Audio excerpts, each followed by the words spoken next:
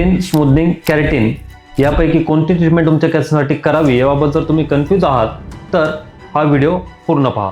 Smoothening, straightening, rebonding. स्मूथनिंगमध्ये तुमचे केस 70% पर्यंत straight होतात. रिबॉन्डिंगमध्ये तुमचे केस 100% पर्यंत स्ट्रेट होतात की ज्यामध्ये पोकर स्ट्रेट लुक येतो जो आर्टिफिशियल दिसतो. आणि स्ट्रेटनिंगमध्ये 90 to 95% तुमचे केस सरळ होतात.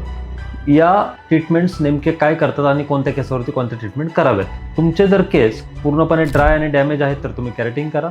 फर्स्ट टाइम तुम्ही ट्रीटमेंट करताय आणि तुम्हाला नॅचरल लुक्स हवेत की ज्यामध्ये तुम्ही स्मूथनिंग, स्ट्रेटनिंग आणि रिबॉन्डिंग असे करू शकता.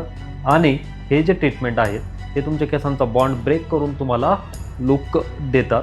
त्याचबरोबर नॅनोप्लास्टी, ब्लूटॉक्स आणि थर्मोप्लास्टी हे जे थर्ड जनरेशनचे प्रोडक्ट्स तुम्हाला सांगतोय यामध्ये प्रोटीन ट्रीटमेंट प्लस तुमचे बॉन्ड ब्रेक करून नॅचरल नरिशमेंट प्रोव्हाइड करून लॅमिनेशन करणारे या ट्रीटमेंट आहेत की ज्यामध्ये केसांना नॅचरल शाईन राहते, नॅचरल स्ट्रेट राहतात आणि त्याचबरोबर ते नॅचरल हेल्दी पण होतात. तुम्हाला ही माहिती आवडली असल्यास आत्ताच आम्हाला फॉलो करा आणि तुमच्या मित्रांना ही माहिती शेअर करा.